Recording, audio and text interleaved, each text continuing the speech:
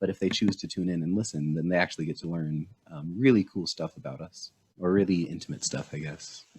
Yeah. Yeah, pretty much. We're just literally getting on this podcast with our pants down. Like, that's just how, like, we've talked about, like, relationships, monogamy, polygamy. We've talked about everything you could possibly really imagine within 25 episodes. So, you get real deep real quick.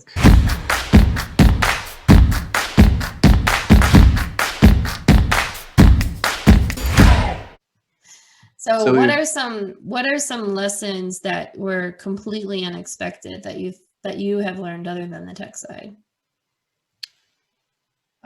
Completely unexpected other than the tech side. So the biggest one is you are a very eloquent speaker. You're very polished. Words come out of your mouth in an appropriate succession and timing. Usually in large chunks, I've noticed. Large, long chunks. Where I'm the exact opposite. Yeah. And I have these pauses and lots of ums, and I trail off and look into the distance. You do look in the distance quite often. To say, I'm like, where are you, word? What's the word? Come on, thought. Come to me.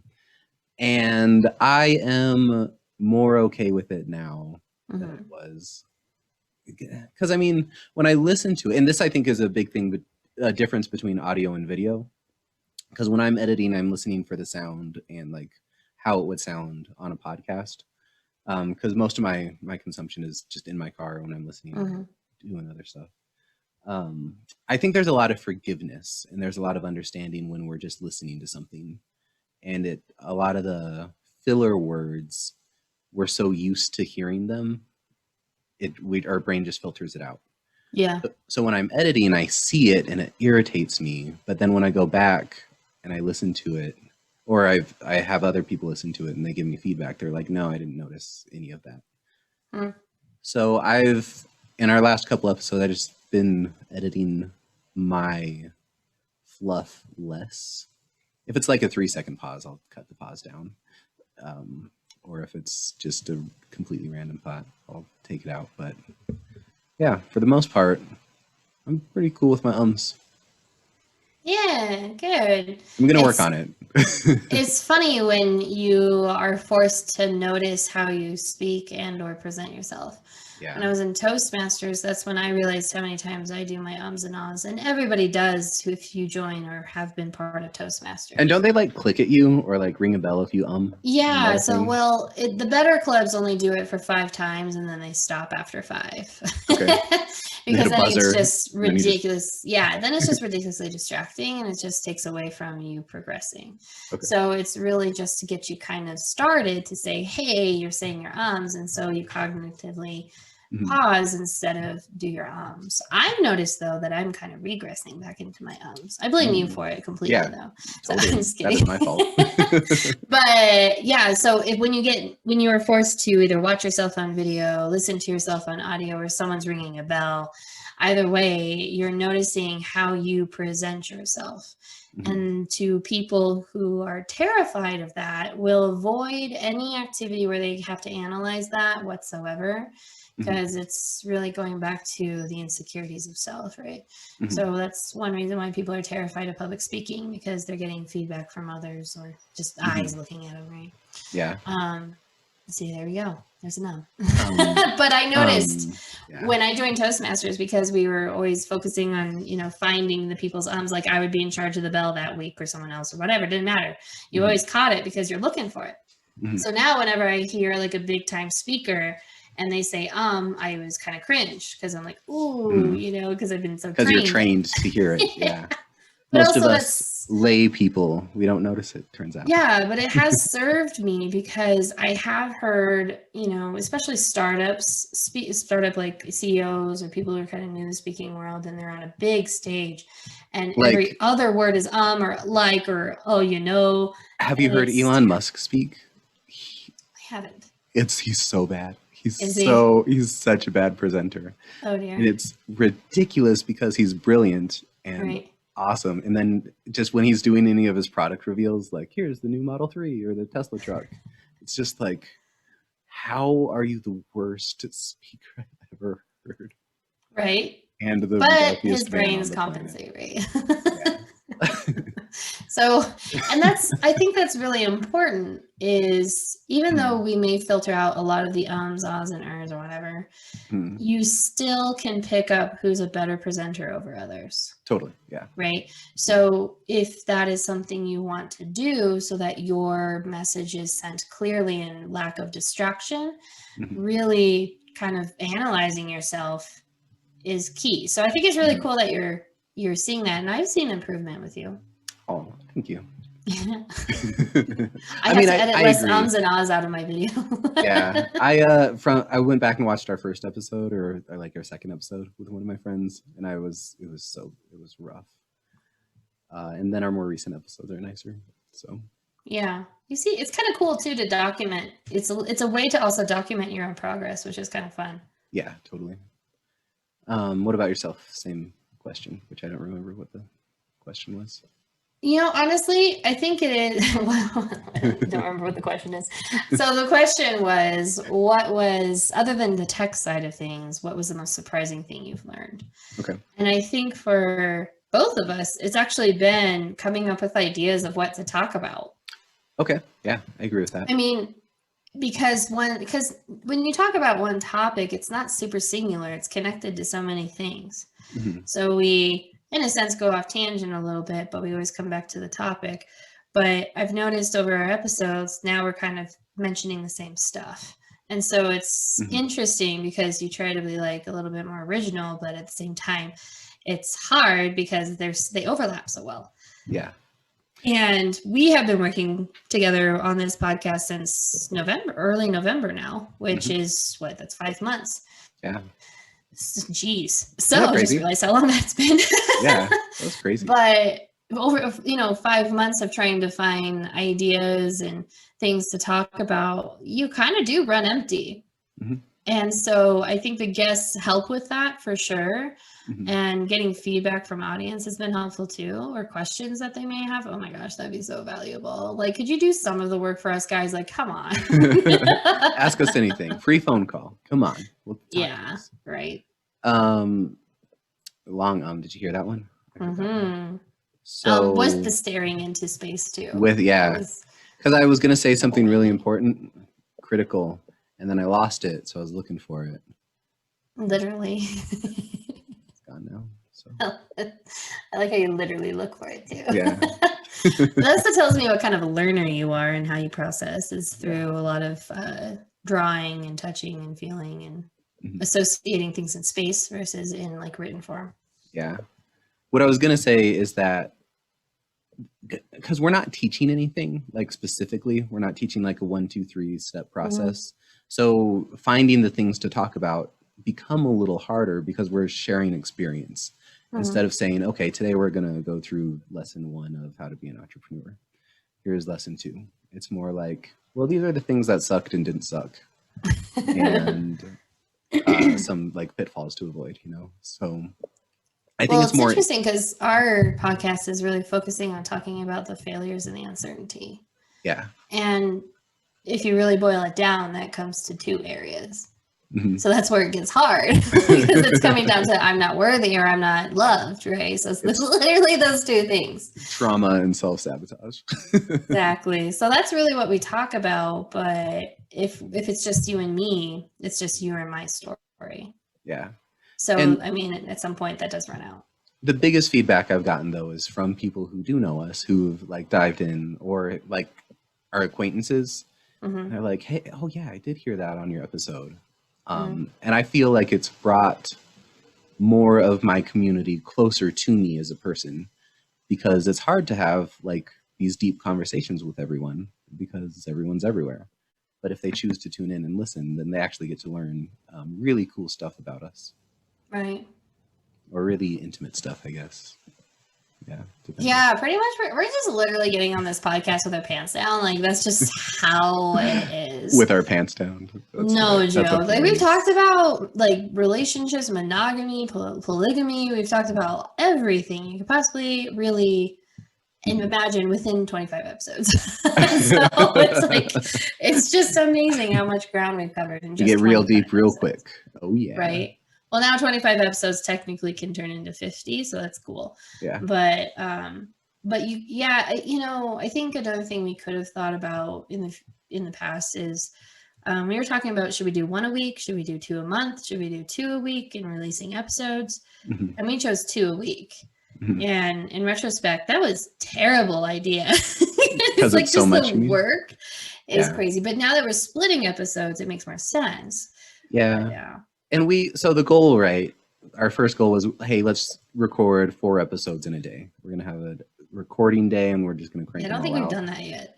It's just hard to manage that schedule, like how do we sit down and that's tiring to talk for 4 episodes long. Without getting laryngitis. Yeah. Yeah. So I think we've regularly done 2 in a row. Mm-hmm.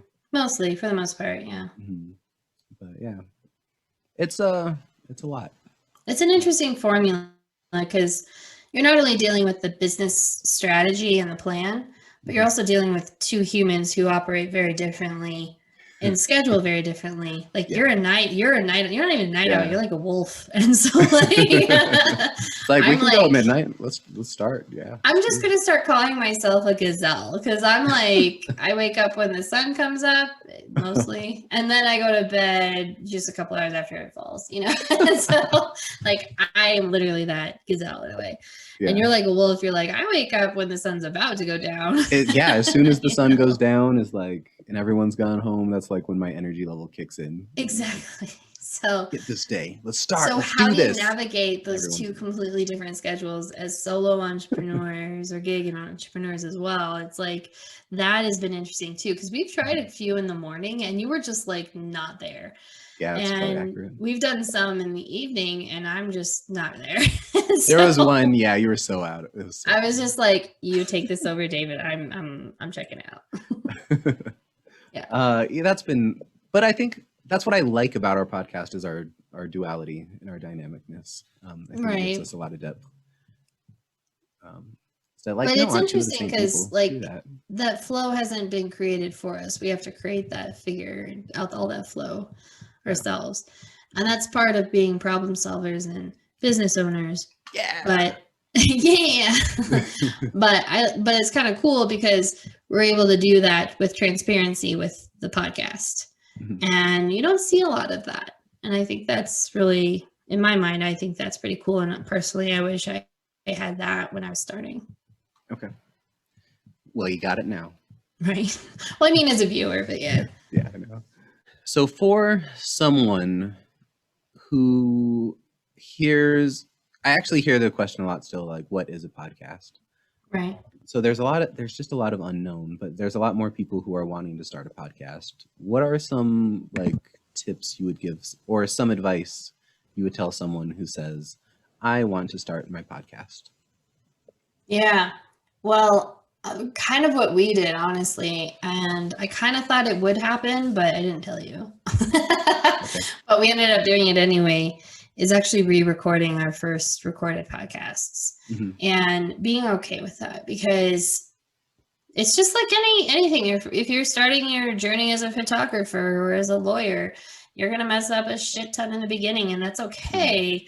And before you do a full launch, you have the opportunity to go back and just polish up a little bit, but don't get stuck into the perfectionism of it. Just improve and then publish, improve and then publish. And you could just publish the raw videos to begin with. That's fine.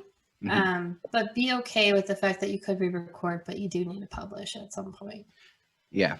I love that. It's like you can prepare, you can do whatever, just publish it first, get it done, and then decide if you want to redo it.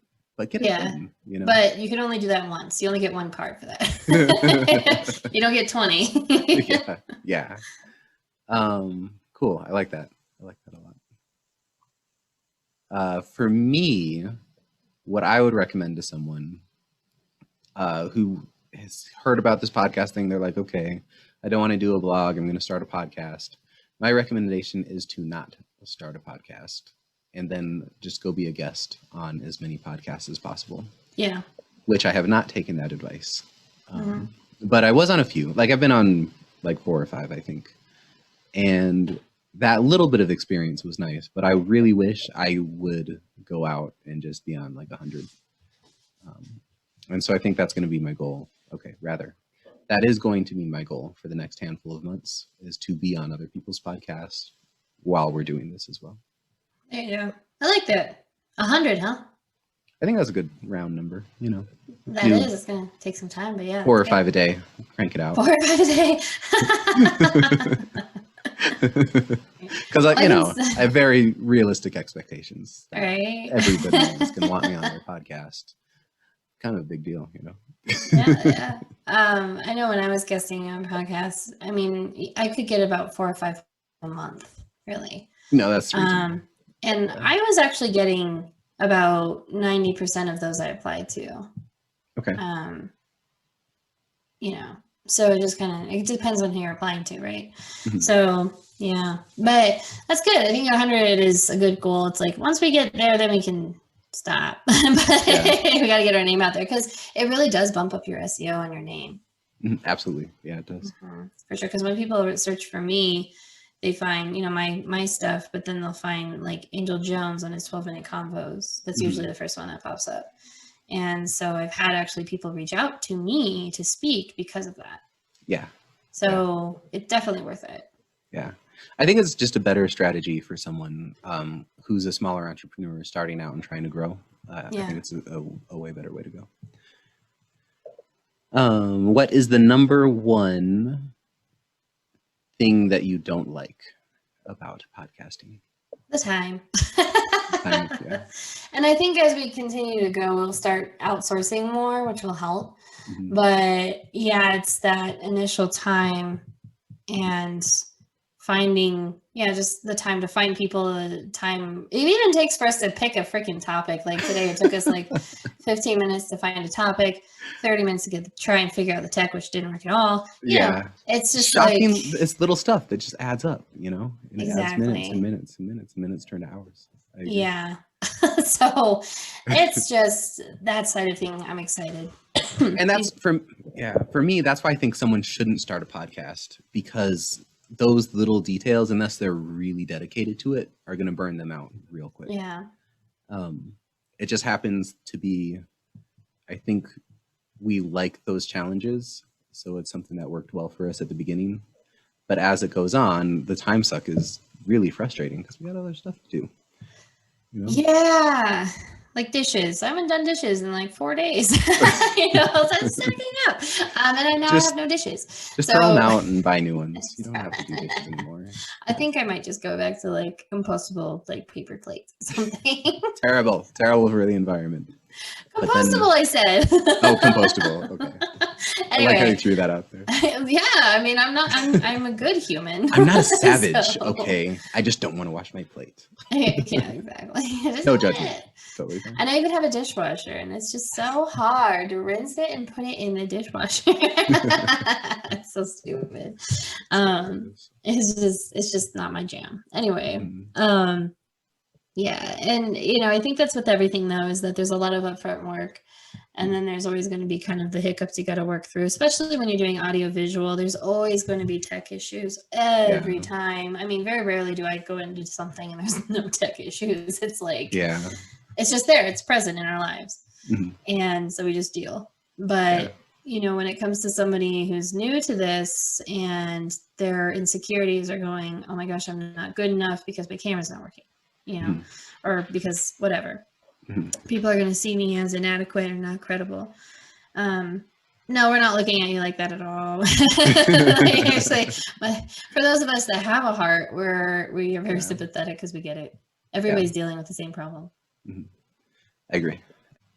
Like, so if somebody wants to start a podcast and they're like, no, I'm going to do it anyway, I think that is a really good goal to set. But like us, you want to be really intentional with and dedicated, because the phrase that's going to be heard a lot is like owning your own future, right? So it's important to set up systems where we're in control of what happens in our life. So if it is our own podcast, we get to control what we do with it, whether we're going to distribute it, whether we're going to take sponsorships or put ads into our podcast, which we've chosen not to yet, right? So just being really intentional and dedicated to getting to a certain level, because we want to take control of our life and commit to ourselves. Yeah. Yeah. That's all I got. And the other thing is, I think my tip, if I had one, for people who are looking to do a podcast or whatnot, is it's okay to change your mind, especially early. Yeah, you can change your mind a lot at the beginning. Oh, yeah. Like, we're like, okay, we're going to do like 2 week, and then we are still doing that, but differently. And it's okay to change your mind how to do that. Yeah. But we've also had conversations of maybe you should go to 1 a week, and that's also okay. And then we're like, okay, we'll go really hard on in person for the first, well, it turned out to be the first 20, and that was fine. And now we're going to more virtual because we're just going to be moving around a lot. Yeah. And that's totally okay. It's like, it's okay to change your mind just as long as it has purpose and intention for your audience. Yeah. I like that. So commitment with flexibility. Yeah. And you get people that are very engineer in their mind, right? They're very like, it's got to be this way or no way at all. And it's like, well, have fun with that in 5 years. It's going to be so boring. Right. Your audience is going to hate it. When you're flexible, it also can add to differentiation, and people like that. So, and it's not going to be perfect, of course, but it's fine. Cool. Thanks for listening to the IDK I don't know what the fuck I'm doing podcast. I don't know what I'm doing. What I do like, a thing that we've added is the intro and the outro. Because I felt like one thing that was always really awkward was like how to say goodbye to all of our wonderful viewers who listen to us and watch us. And it was always like weird and clunky. And we're like, well, you can do this or you can do that. But now we just record an outro so we can be like, thank you for listening to another episode of I Don't Know What the Fuck I'm Doing podcast. We can't do this without you, and to reward you for your support, we would like to invite you to something unique. Go to beacons.ai/IDKWTFPod to schedule a complimentary 15-minute phone call with one of us. You can also find the link in the description. We're here to brainstorm with you on different solutions for your business or life. We want to hear your feedback about our podcast, or even just schedule some time to say hi. Not only that, but anyone who chats with us will get a voucher for $100 in restaurant coupons. Schedule some time today, and we look forward to seeing you on our next episode.